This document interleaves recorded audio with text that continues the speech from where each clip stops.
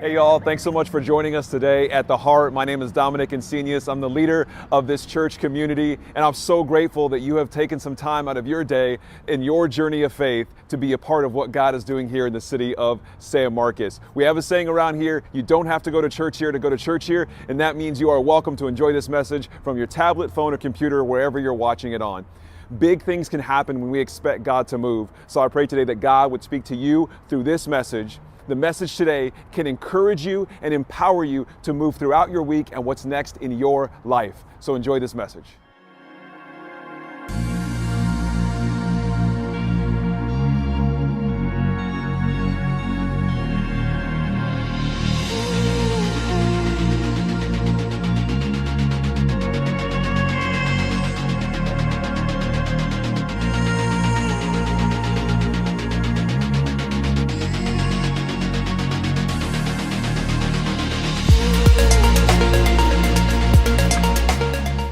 It's a cool day to be here because we are starting a brand new message series today called Shoulda, Coulda, Woulda.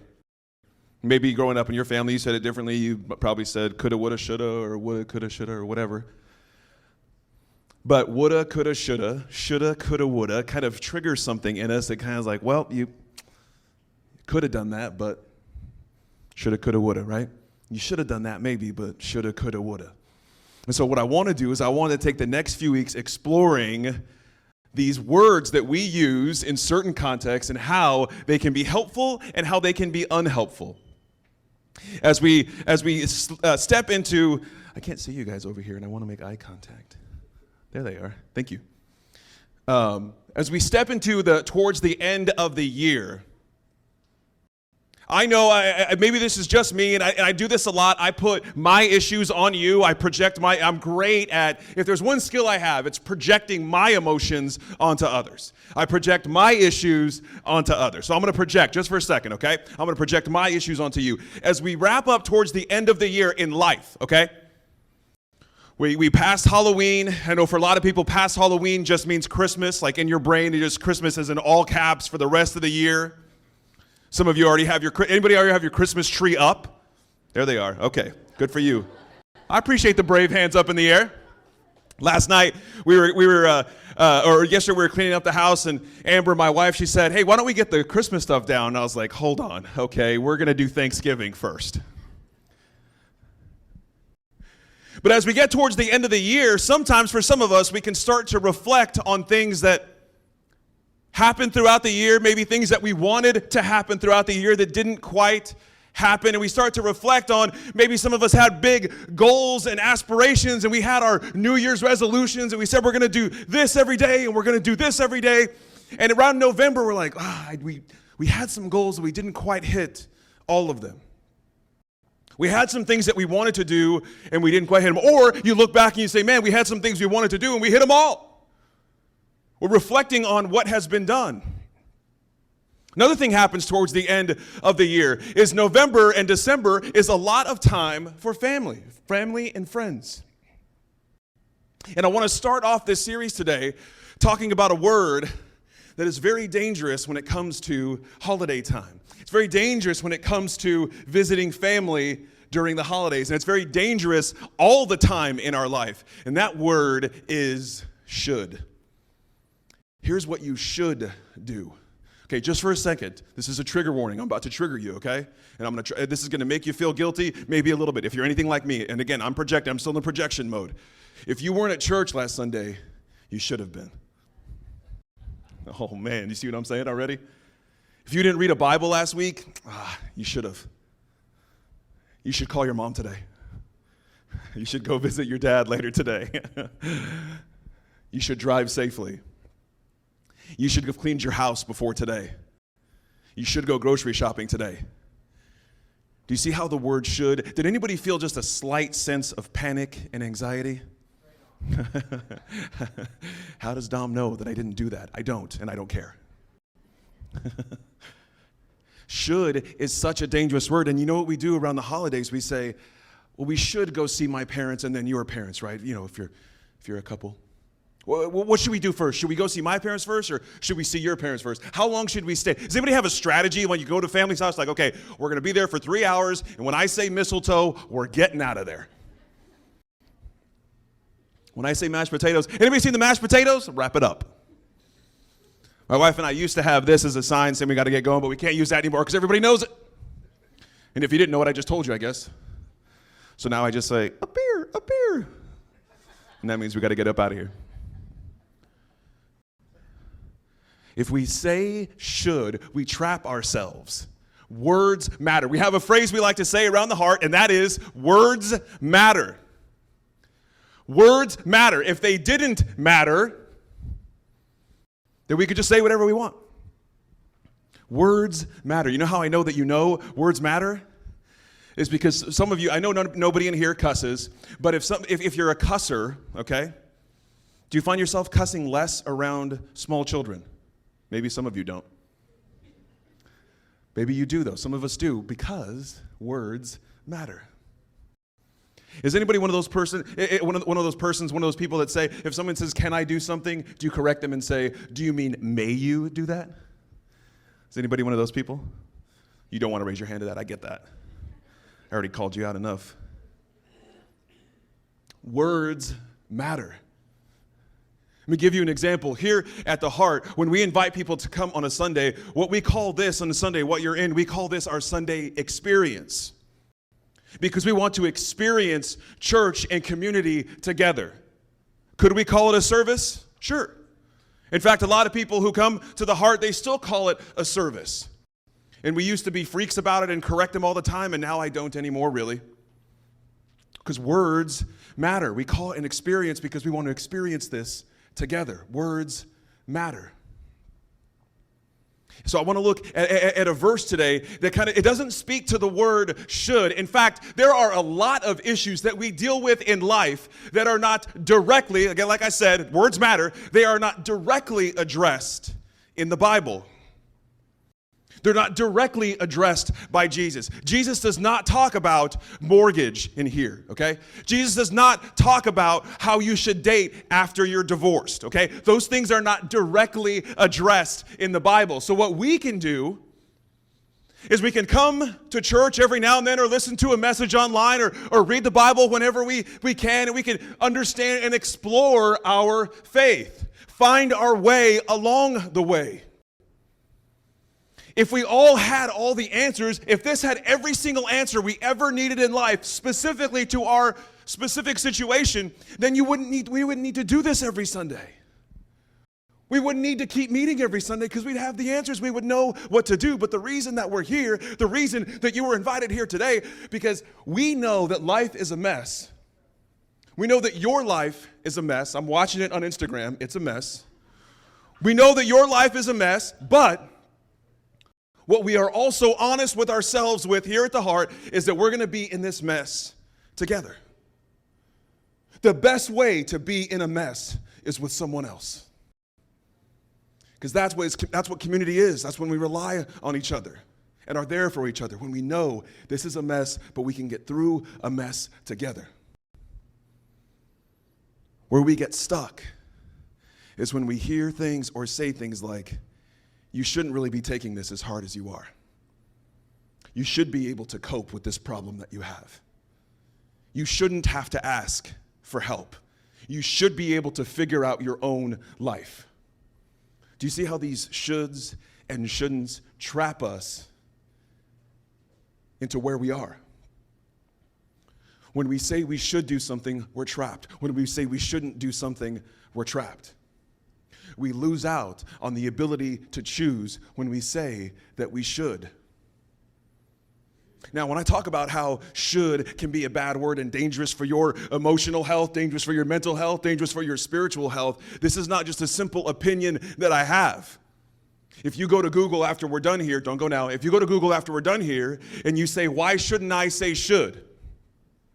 You're going to get articles from psychology.com, from a bunch of different doctors on why should is dangerous. In fact, the dictionary definition talks about should as something that is said to criticize someone, to criticize an action. And there are very, very few of us that get better from being criticized. I'm not talking about someone critiquing our performance or critiquing how we can do things better, critiquing how we can become better at something. I'm talking about being criticized. There are few of us that thrive from being criticized. And when we say should, what we are doing is we are internally criticizing ourselves on something we should or shouldn't have done. So I want to look at a verse today that talks about how words can matter. How it matters what you say, and almost more importantly, it matters how you say it. Your approach matters almost more than the words that you use. Words matter, we should change it to approach matters. Words and approach matter. Here's your headline. The Heart says, words and matter. Okay, that's from the Office, don't worry about it. Okay, now what I want to do is I want to read Matthew, the book of Matthew, chapter 5, verses 33 through 37. Now, if you are not familiar with the Bible or you don't read it a lot, that's okay. You should. No, I'm just kidding. That was a trigger again. We talk a lot about choice here at the Heart, y'all. And if you've been at the Heart a few times, you know that I harp on this. I'm always talking about choice. It matters so much to me. It matters so much to the way we approach ministry, the way we approach community. Choice is everything, because without choice, you're stuck. But if you have choice, then things start to become yours when you want them to. When you have choice in your faith, then you get to decide the steps in the journey of faith. So if you're not familiar with the Bible, Matthew is one of the four Gospels, okay? Matthew, Mark, Luke, and John. That might sound familiar to you. In these Gospels, they are the main accounts. When we talk about some of the things that, if you hear any pastor or preacher or priest or whatever talk about something that Jesus said or something that Jesus did, most of that is recorded in these four Gospels, in these four books, Matthew, Mark, Luke, and John. And so I'm gonna read a little bit in the book of Matthew, and in this part that we're going to be reading, this is what is referred to as the Sermon on the Mount, okay? So it's about 2.5 chapters of the book of Matthew where Jesus is just teaching and teaching.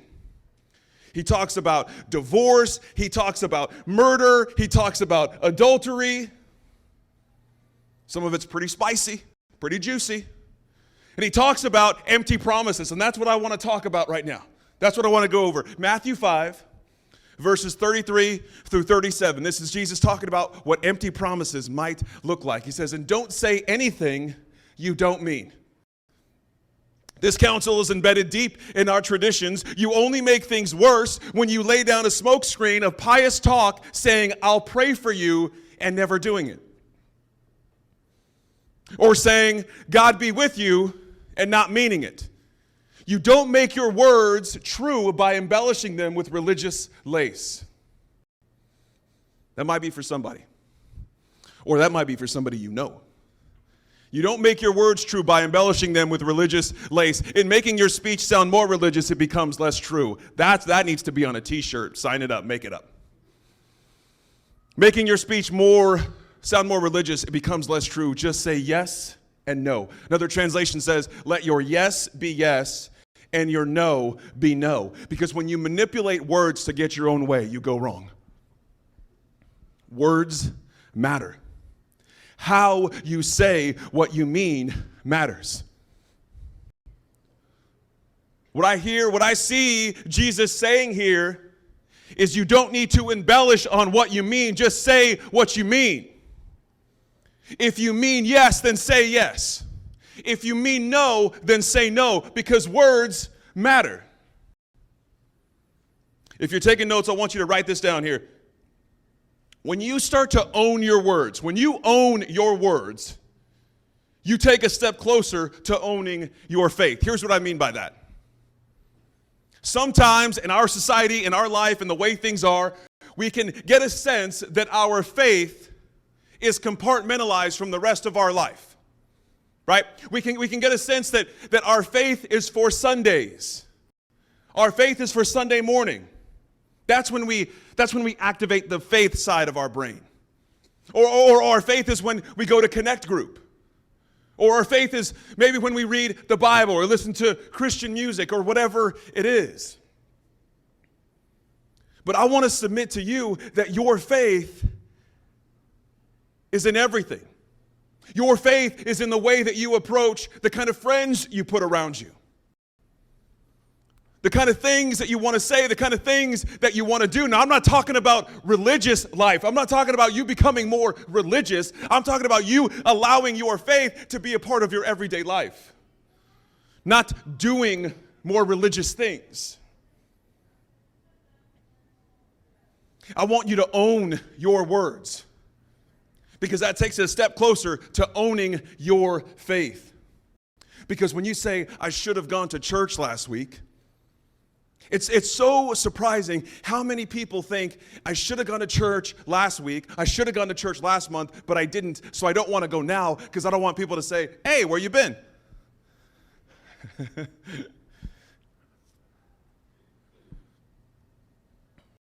If we say we should have done something, we no longer own that action.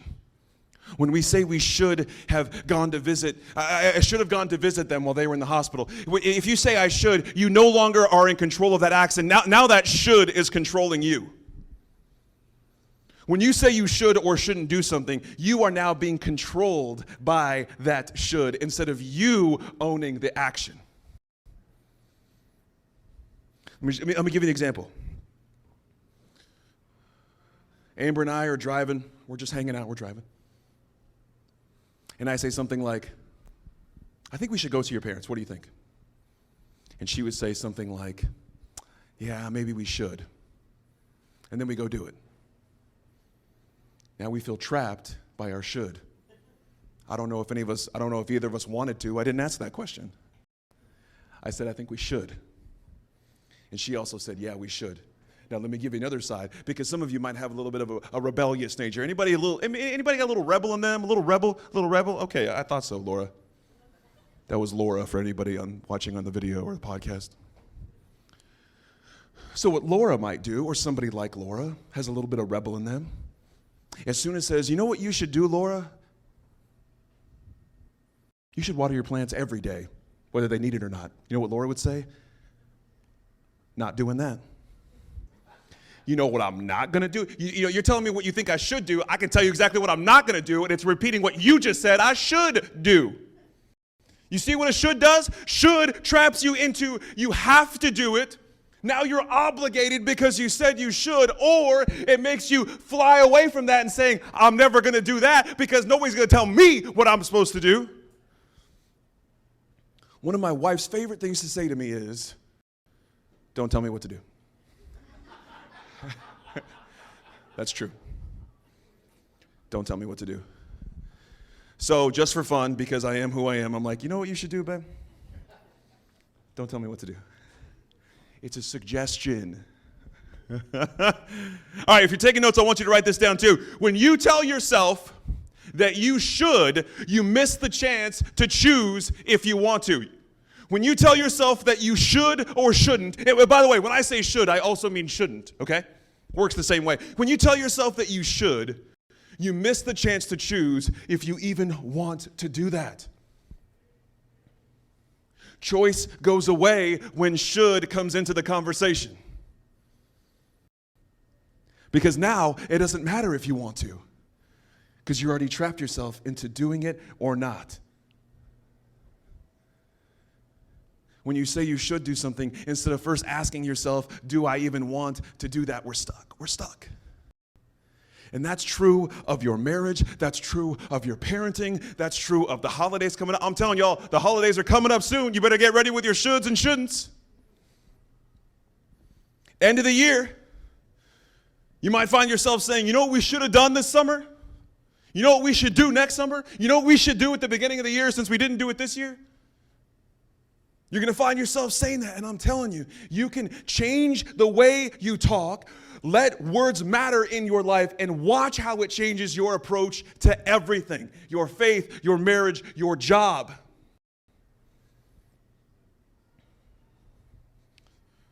When you tell yourself you should, you miss the chance. Sorry, what was it again? When you tell yourself you should, you miss the chance to choose if you want to. I'm going to be a broken record. Choice matters so much. Choice is one of our core values at the heart because it's the only way serving matters. Choice is the only way that giving matters. Choice is the only way you being here matters. You ever come to church when you didn't really want to? How much did you enjoy being there? I know that when I was young, we used to go to church. Back then it was Catholic church. Anybody go Catholic? You should go to counseling, just like me. That's 80% of a joke. Sometimes we'd wake up and I didn't want to go to church. Most of the time we'd wake up on Sunday and church was at noon.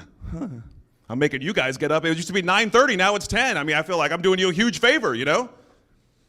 But we'd get up and go to church at noon and be like, I don't want to be here, man. I don't want to be here.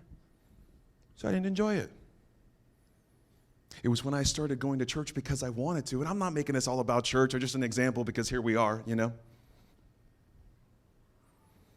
It was when I chose to do it. It's the same thing with your marriage. You're going to be unhappy in your marriage until you choose to work on it. You're going to be unhappy with your friend group until you choose to invest in your friends. You're going to be unhappy at your job. I'm talking to somebody now. You're going to be unhappy at your job, not until you get a new job, but until you decide, I am going to give my best to this job, to this boss. I thought you didn't like that boss. I don't, but I'm going to give my best because I know that I can be better. Not I know I should do better. Don't be trapping yourself. I know that I can do better at this job or whatever it is. Watch your life change. Watch your faith change. Okay, last thing I want you to write down. We actually fight against the shoulds of religion when we give ourselves space to make mistakes. Because think about this for a second. Leave this up here for a moment. See, think about this for a second. When you tell yourself you should or shouldn't do something, somewhere in your life, in your family, in society at large, somewhere someone has told you that's the way it should be. Right? If you hear yourself saying we should clean our house before people come over, why? Who told you that you should have a clean house when people come over? When you tell yourself, we should see every member of my family for Thanksgiving, why? Who told you that you should do that? Was it your family growing up? Was it society in general? Do you see what I'm saying? So every time we say should, we are being influenced, negatively or positively, we are being influenced by somebody outside. So when we stop saying should, now we are letting ourselves guide our faith. We're letting ourselves guide our marriage rather than the shoulds around us.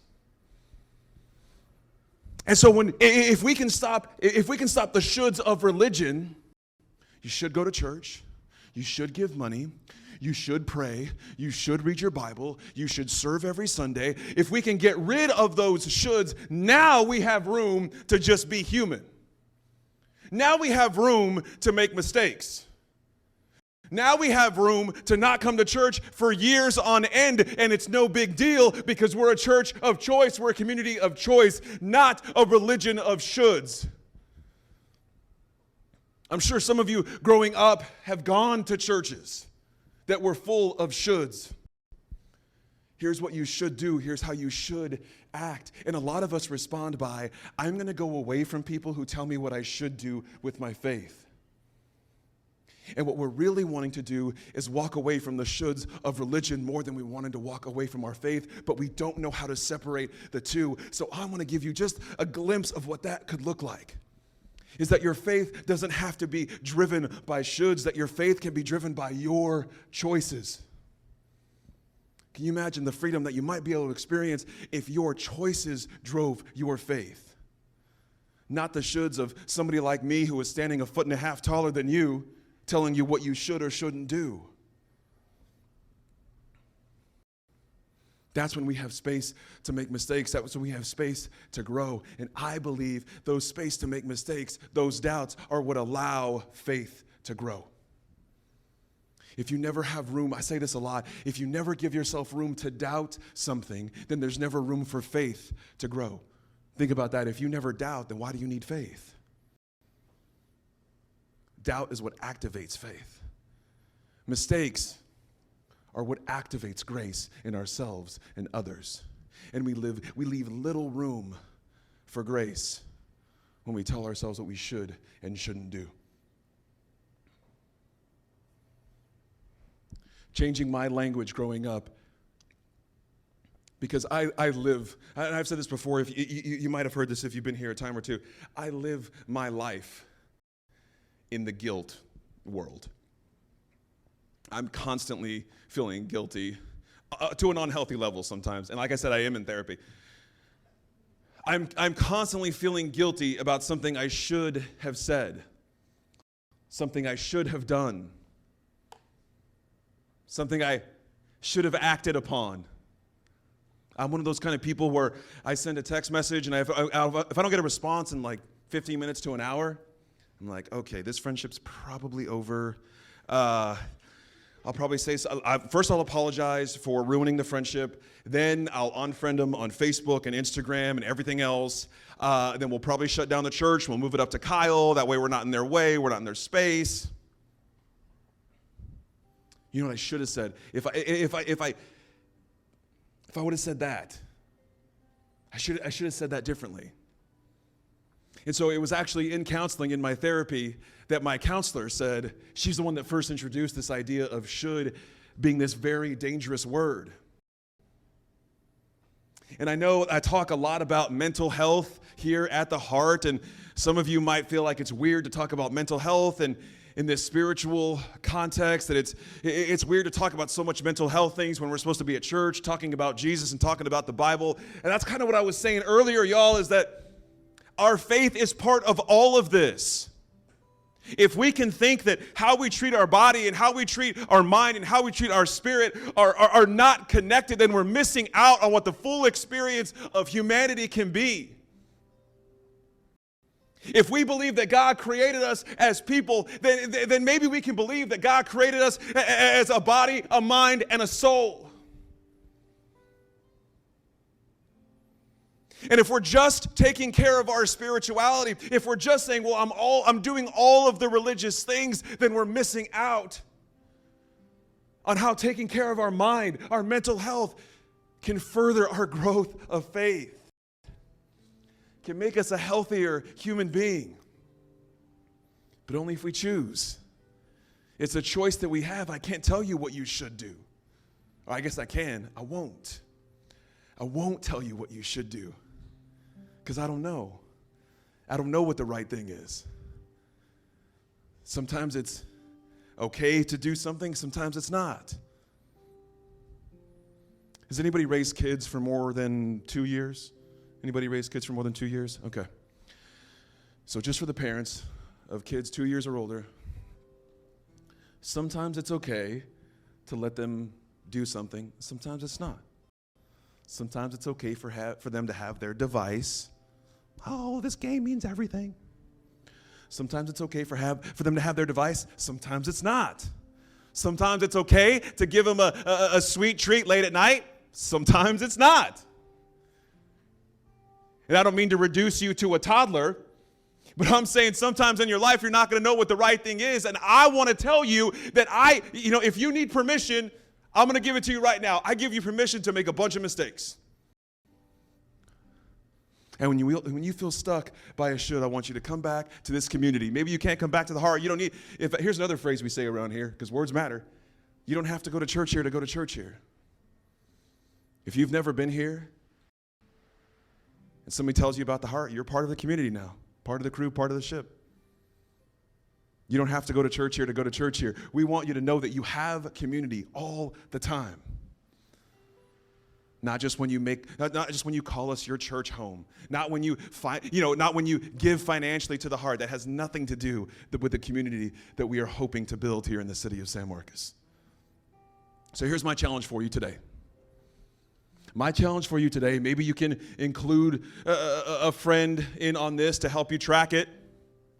I want you to catch yourself this week every time you say the word should. Now don't make it don't make it where, My little nephew, he'll come over here and his parents are like, don't touch that. He's all, boom. He'll go to grab this, So that's not what I mean. I don't mean catch yourself and punish yourself for saying should, but I want you to hear yourself say should, and when you say should, maybe try to replace it. If you can say, I would like to do this, then you're on the right track. If you can say, you know what I'd like to do is this. Instead of saying I should go see my parents, say, might be good if I saw my parents. I don't know. Let me decide if I want to.